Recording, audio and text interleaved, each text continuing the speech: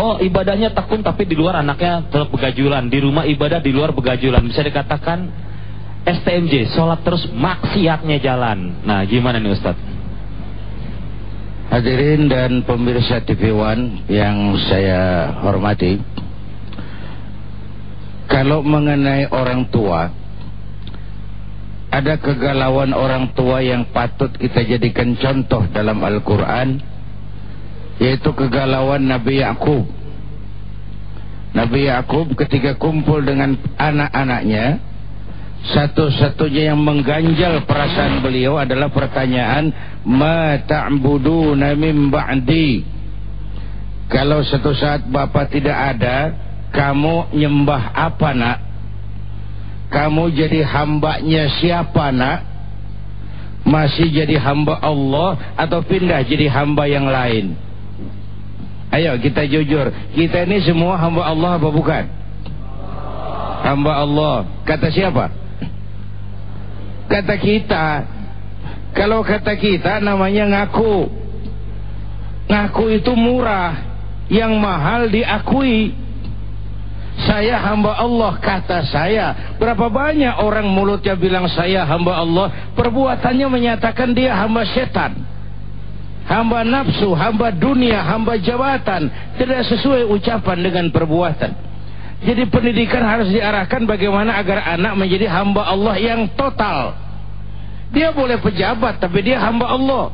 Dia boleh pengusaha besar tapi dia hamba Allah. Dia boleh orang penting tapi dia hamba Allah. Nilai kehambaannya tidak bergeser. Itu yang pertama.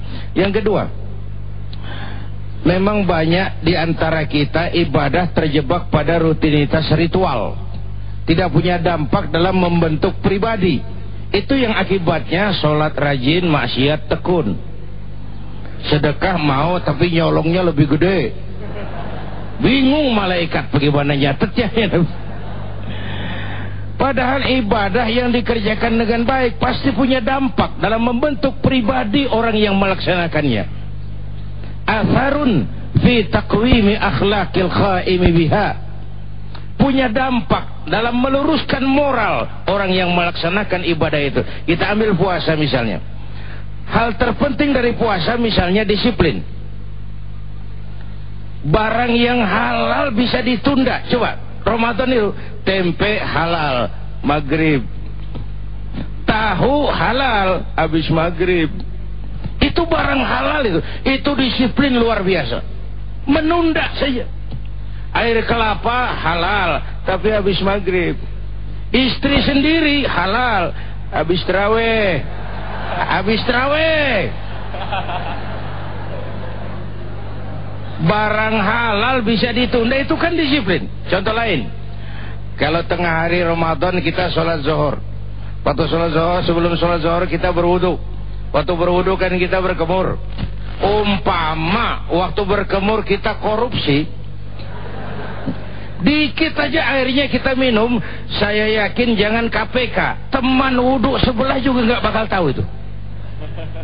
Apa sih yang bikin kita nggak mau? Allah di mana? Aina Allah? Allah di mana? Ini sekarang Allah juga ditekan. Kamu korupsi ya? Iya. Tuhan kan tahu. Biarin, Tuhan mah tahu, nggak ribut kan? Tuhan nggak ribut. Tuhan juga ditekan. Bagaimana korupsi mau selesai kalau pejabat-pejabat kita disiplinnya takut atasan tapi nggak takut Tuhan? Sama anak muda naik sepeda motor ngebut, muang, lampu merah nyodok terus, di stop sama polisi. Prit, iya pak. SIM ada pak. STNK punya pak. Tahu lampu merah? Tahu pak. Kenapa jalan terus? Saya nggak tahu, ada bapak. Ini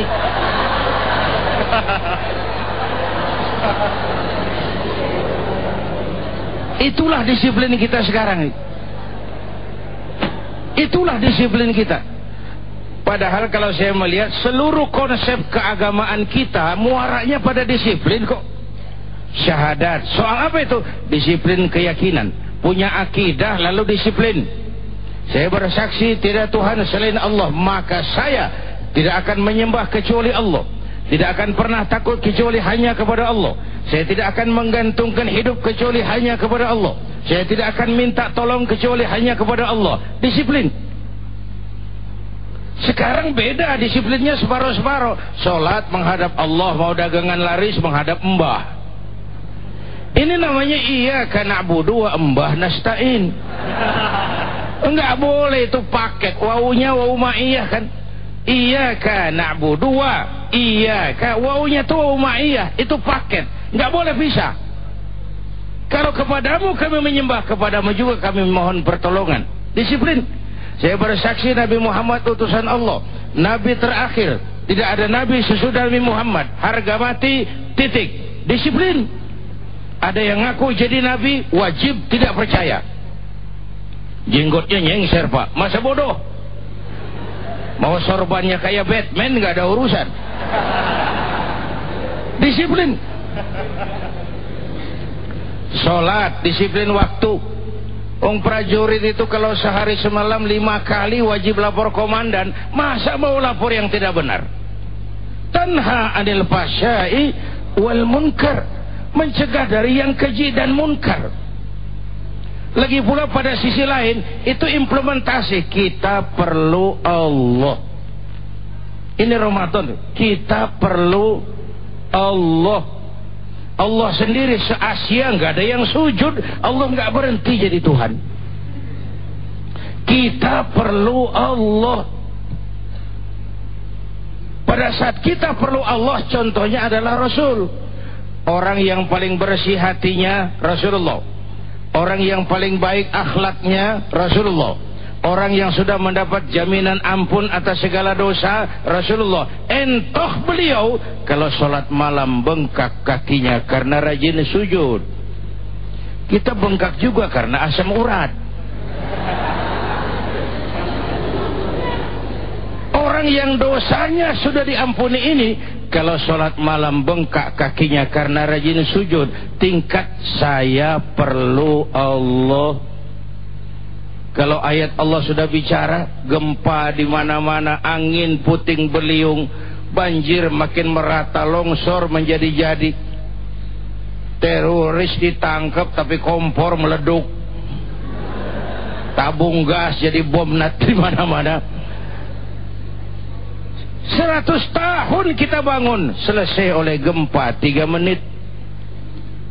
100 tahun kita bangun, selesai oleh gempa 3 menit. Kita perlu Allah. Sholat, disiplin waktu. Puasa Ramadan, disiplin makan dan minum. Barang halal pun bisa ditunda. Alangkah baiknya kalau pejabat-pejabat negeri kita ketika dilantik yang dibaca nawaitu shauma ghadin. Nunda dululah. Tempe boleh maghrib, tahu boleh maghrib. Pejabat mau pakai mobil mewah boleh nanti kalau ekonomi sudah agak bagus, rakyat sudah enak nafasnya. Kadang-kadang pejabat-pejabat kita kalau dilantik yang dibaca sebaliknya, Allahumma lakasumtu. Doa buka puasa yang dibaca. Bayangin orang buka puasa itu kan rakus, apa saja disikat. Namanya orang buka puasa, balas dendam.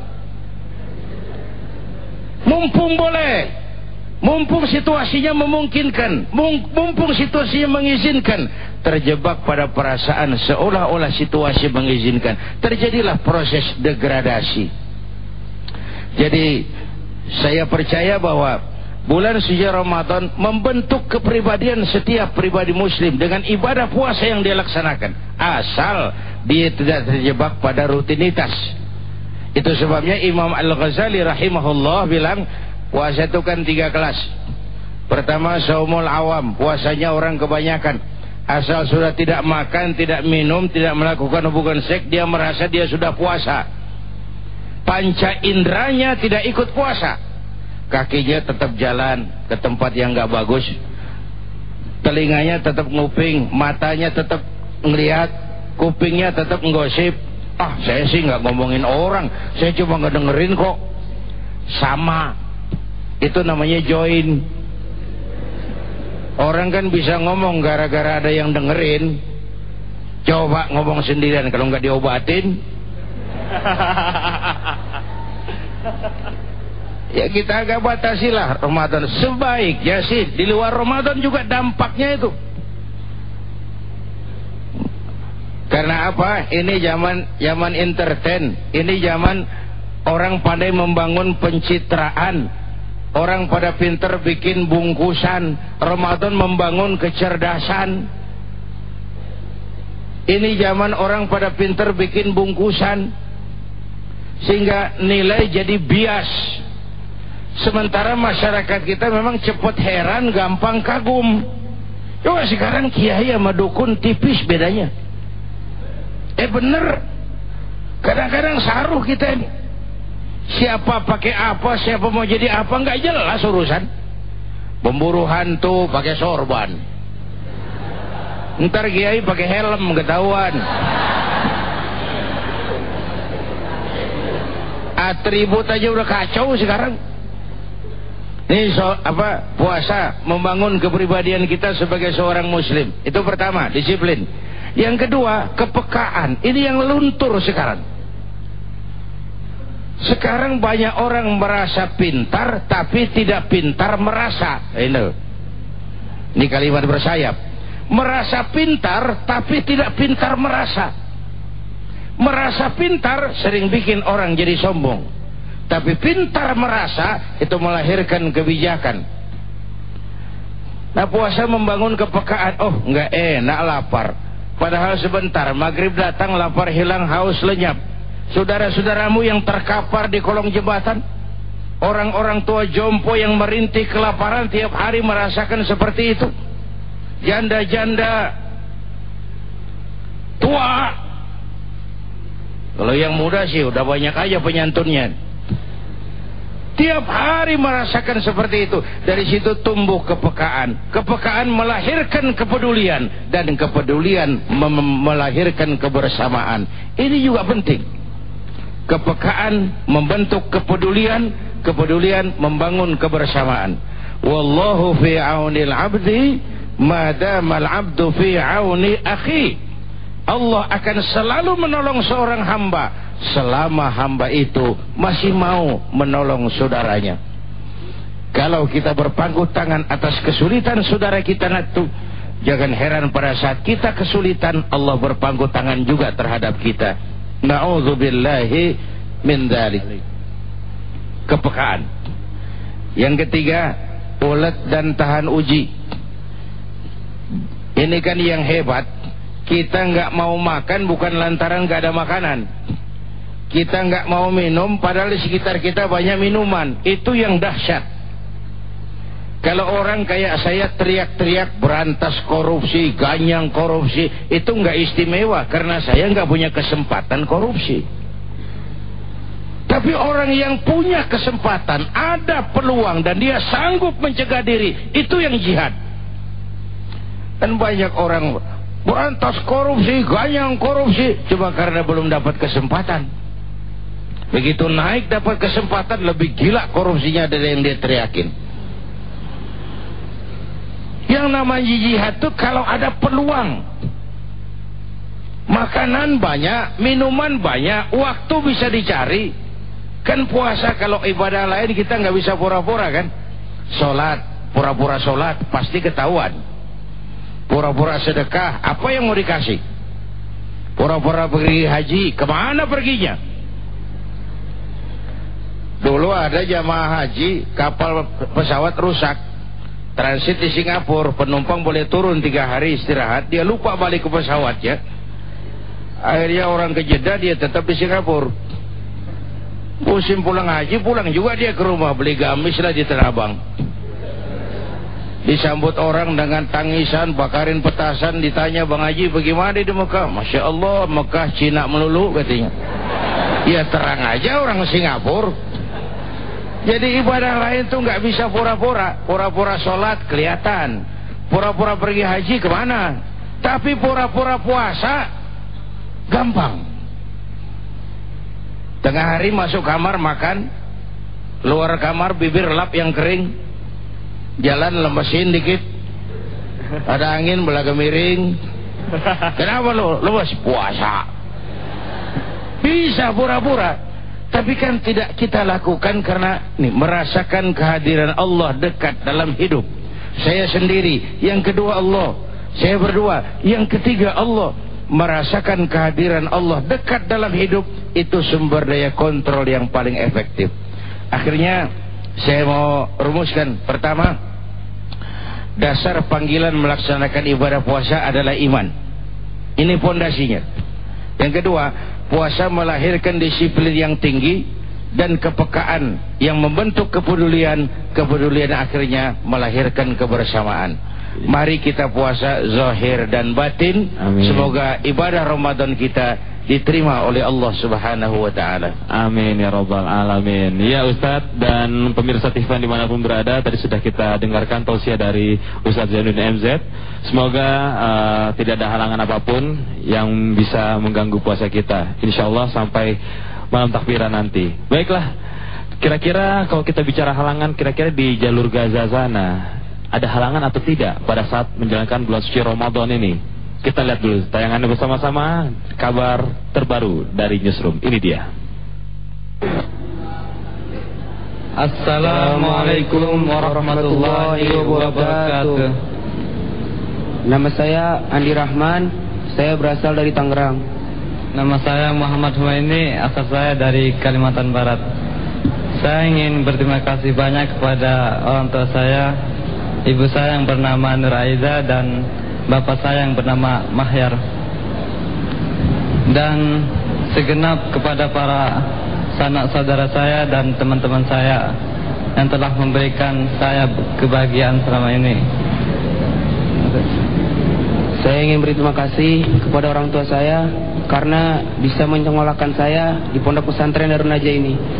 Selama di pondok, saya mendapatkan ilmu-ilmu pengetahuan tentang agama yang tidak bisa saya dapatkan di luar pondok, dan juga mendapatkan teman-teman yang berada di luar Pulau Jawa. Kami mengucapkan selamat menunaikan ibadah puasa. Assalamualaikum warahmatullahi wabarakatuh. Waalaikumsalam warahmatullahi taala wabarakatuh. Iya, satunya dari Tangerang, satu dari Kalimantan, ya, luar biasa kesan bagaimana mereka bisa ada di ponpes ini. Baiklah pemirsa TV One, setelah ini Anda bisa berebutan mendapatkan uang tunai sebesar 1 juta rupiah. Tentunya di kuis interaktif Anda bisa menghubungi nomor telepon di 021 737 2612, ya, ada di bawah sini, ya, sekali lagi 021 737 2612 untuk mendapatkan uang tunai 1 juta rupiah.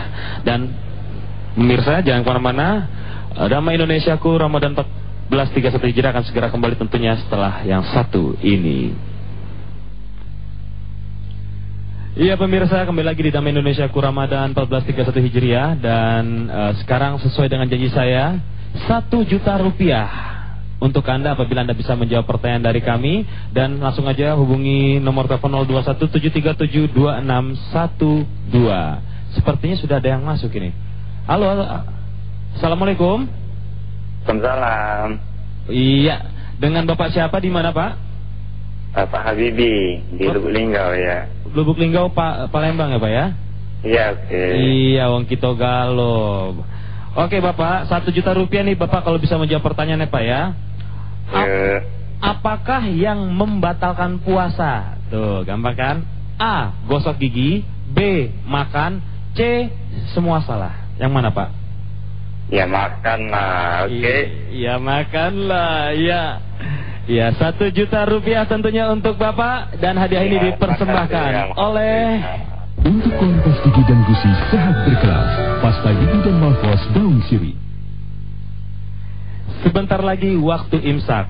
Jangan lupa sikat gigi dan berkumur dengan pasta gigi dan mouthwash daun sirih dari Mustika Ratu. Dipersembahkan oleh untuk kualitas gigi dan gusi sehat berkelas, pasta gigi dan mouthwash daun sirih. Iya, selamat dari Lubuk Linggau tadi ya, Bapak Habibie 1 juta rupiah. Ternyata kita masih ada Delia di sini, vokalis dari Ekute. Delia. Iya. Bisa cerita sedikit gak tentang pengalaman religi kamu nih selama kamu hiduplah selama di sini sampai bisa menjadi seorang Delia Ekute? Saya punya pengalaman ya, mungkin saya mau cerita sedikit juga sama teman-teman semua di sini bahwa aku dulu pernah melakukan kesalahan yang menurut saya itu adalah kesalahan terbesar gitu dalam hidup saya selama ini. Jadi waktu itu aku masih SMA dan kesalahannya adalah nggak nurut apa kata orang tua, terutama kata ibu saya gitu, karena kebetulan aku deket banget sama mama gitu kan. Jadi mama sebagai teman curhat, sebagai sahabat, jadi cerita apapun sama mama gitu, termasuk cerita teman yang sedang dekat gitu misalnya, kayak gitu. Dan waktu itu mungkin yang namanya feeling orang tua ya, feeling seorang ibu itu perasaannya kuat ya.